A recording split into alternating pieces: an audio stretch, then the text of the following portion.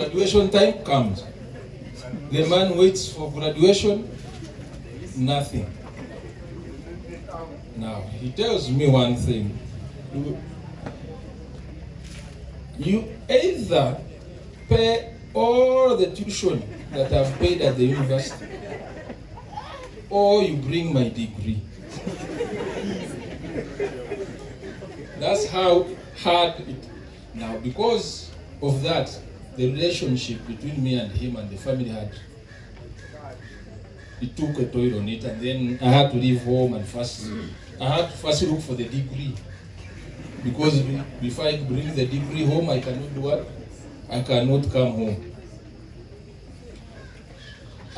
It took me, in short, another 4 years to take the degree what?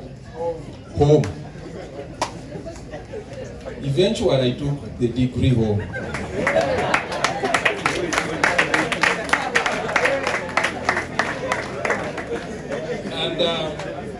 And all those 4 years, I was really doing nothing, just wasting my life.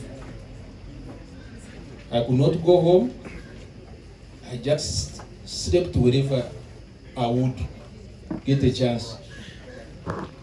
So, when I brought the degree home, of course my father was very happy, and we forgot all about that, but the drinking continued. Because now he had nothing to ask from me, because I had taken the what? The degree that he had what? He had wanted, so he had no issue with me.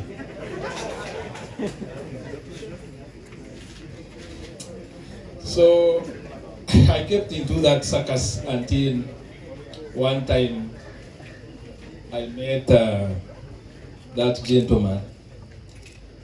We had a discussion, and he took me in, and for now 2 years I'm sober.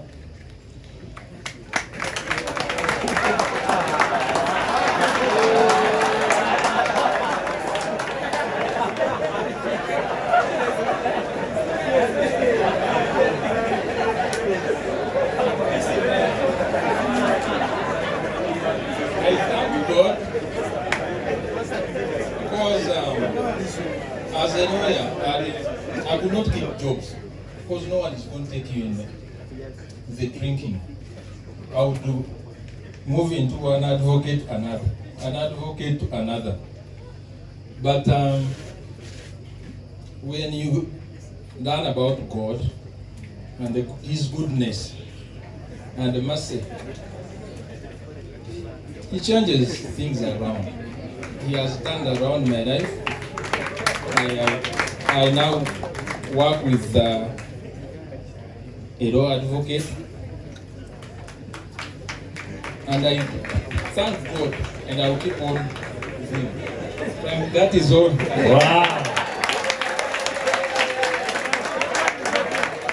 Thank you, my brother.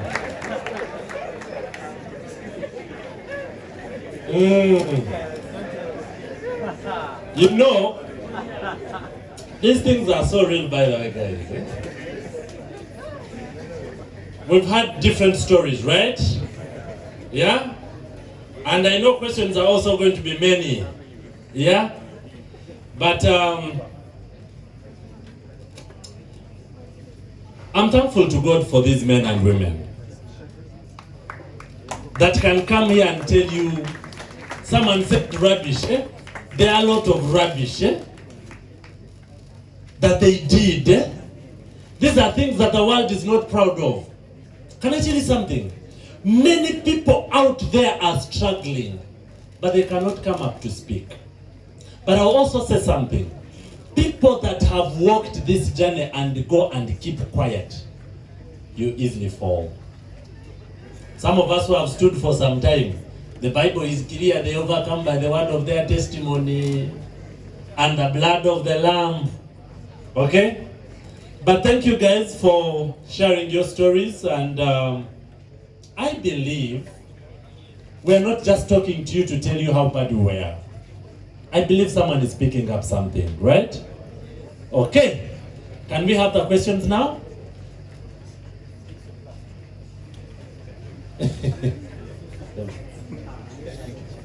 As we're asking questions, I want to request for one thing. Let's do with respect for one another, okay? But also let's not attack people by their stories. Okay? All right? Wonderful.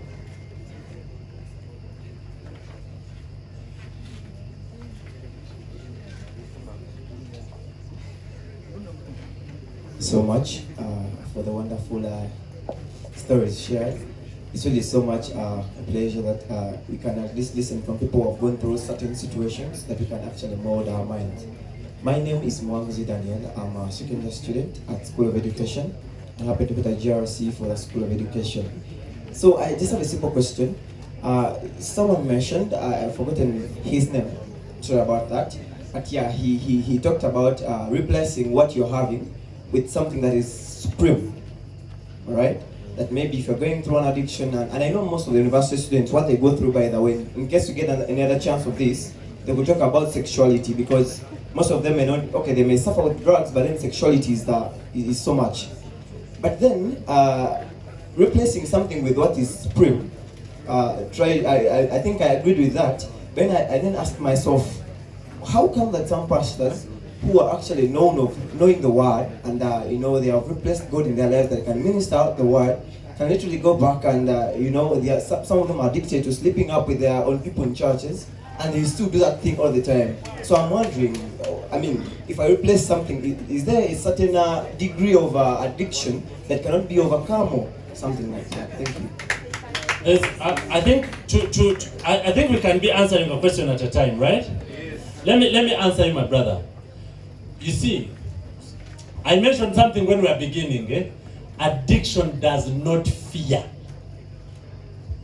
your profession. Addiction does not fear your color. Addiction does not fear your status. Any person that puts themselves in a position of temptation, they will fall. Now, that pastor is a human being like me and you. Okay? Now, if they are human, should they continue doing that, this and the other? Absolutely not. It comes to a personal relationship between that person and God. Yeah? And that should not actually be generalized. If pastor so and so did this, you don't go saying that pastors do this and the other. We get the point, yeah? It's a personal decision that someone has done. All of us struggle with different addictions. Like I said, there are those who have shared about drugs and alcohol. There are other behavior addictions. We didn't have some time.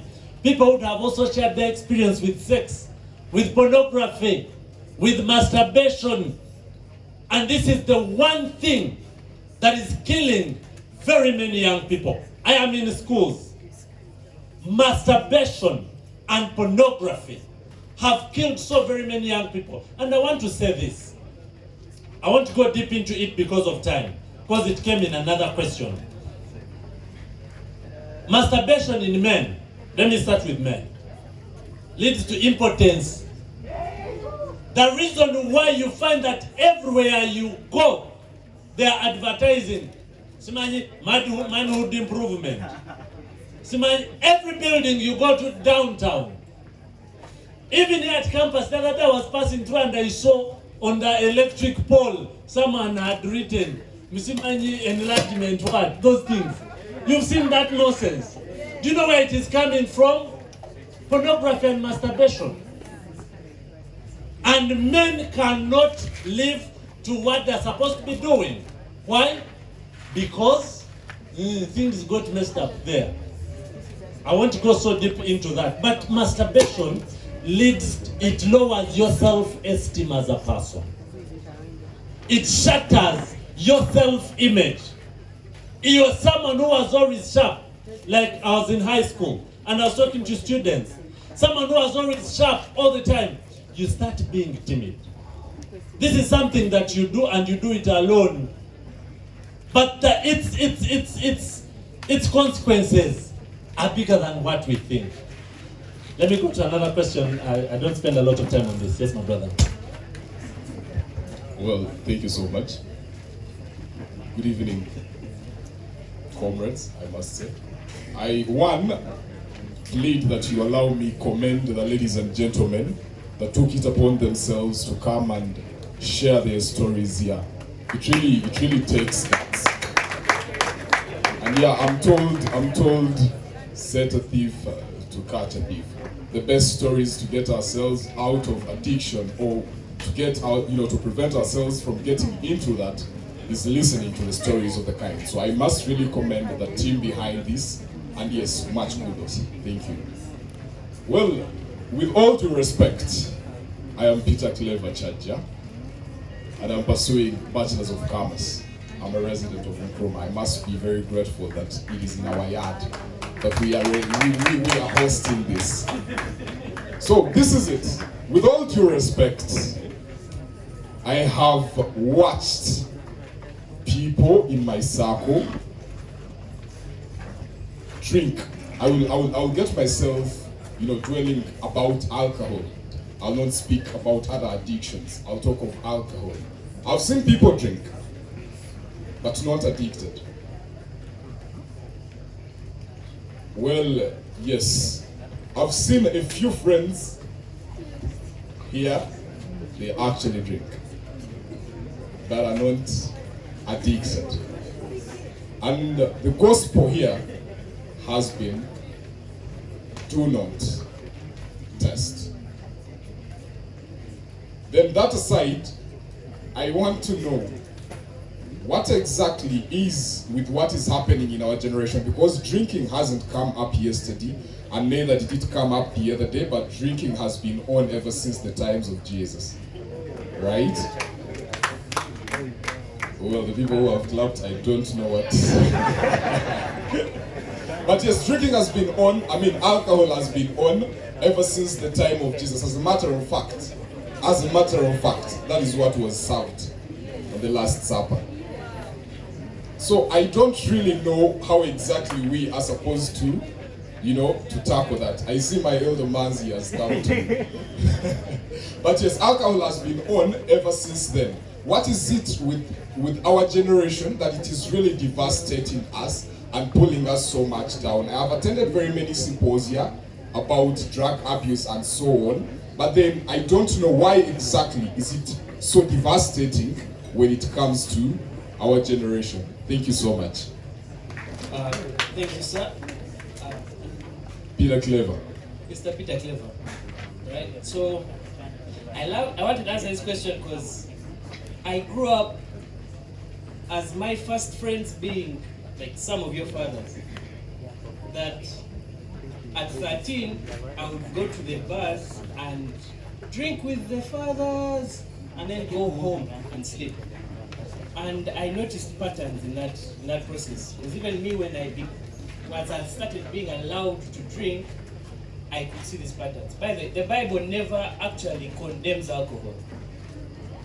Yeah, in the whole Bible, it does not. No, let's talk truth.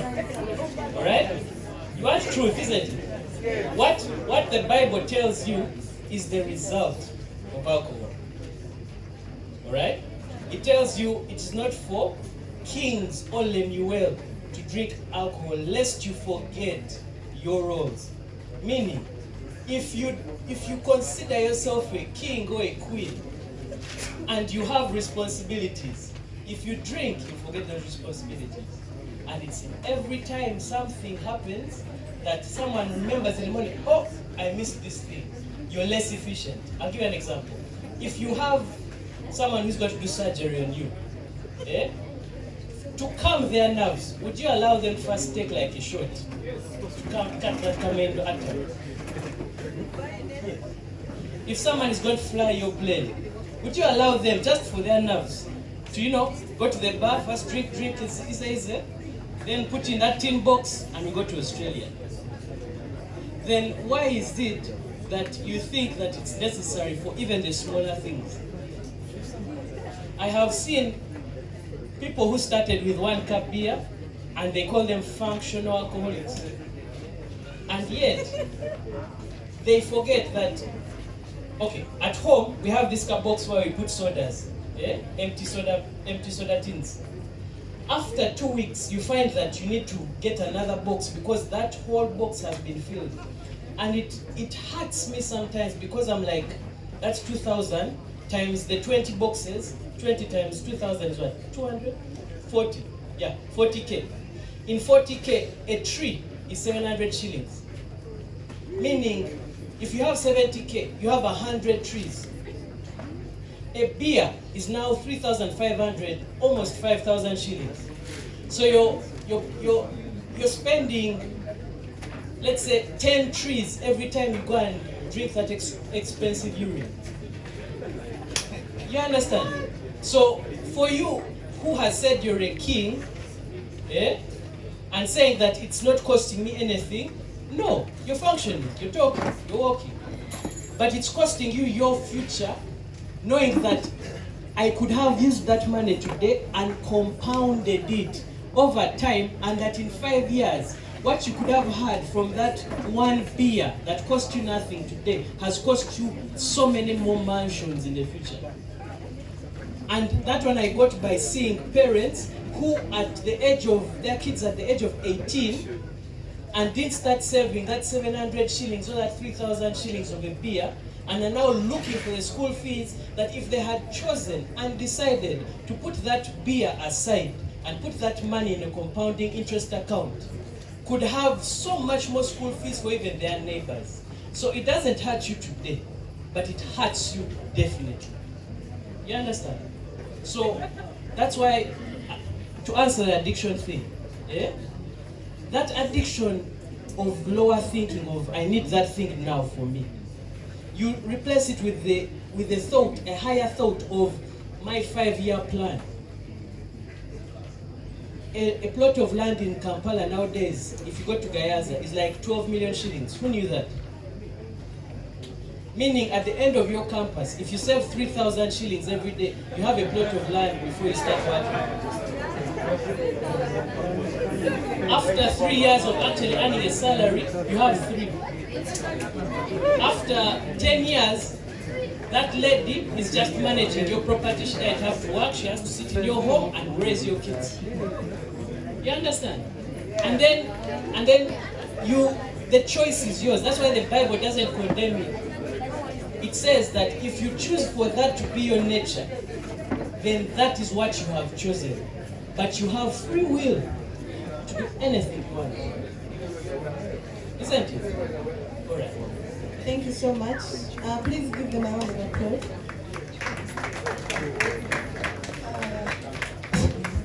I just wanted also to answer Peter. Addiction is a progressive disease. And it's a disease, by the way. It's a disease. That's why when you go into treatment, into the rehabilitation center, we only sensitize you on how to manage this disease, because you can't cure it, you can't control it, and you didn't cause it. So those friends of yours who you're claiming are drinking but are not addicted now, remember, it's a progressing disease. So it progresses and progresses, and it is also a relapsing disease. So if you do not keep into the treatment, that the tools that the rehabilitation center has given to you, you will relapse, because it's also psychological and emotional. So when someone pisses you off, all you can do, because your psychology tells you that, the other time, this chick pissed me off, let me go to the bar, I drowned my booze. So it becomes a routine and it becomes a pattern. And to break that pattern, that's where he said that you need something to replace, so that pattern, so it can stop. So it's a complex thing. Addiction is complex, but eventually you will get to learn slowly. Just give yourself a chance to open your mind. Don't think when guys are drinking in beer in bars, I tell for them they are not addicted. No, they are in danger. of getting to the point where as we got, you get it? Thank you so much. Thank you. We are going to have different sessions for Q&A. The first bunch, we're going to take 3 questions, like one from here, one from here, one from here. The cycle is going to repeat itself. We first get 3 questions, direct it to the person you want to give you a reply, or the person you're asking. They give us an answer, then we are going to take another round, okay? And in the meantime, I hope you these papers that are passing around, this is a QR code. We request those who have, and please pass it to your neighbor, please scan the code and take part in our feedback moments. We are requesting for your feedback, honest feedback, so that it can help us in planning for the next session.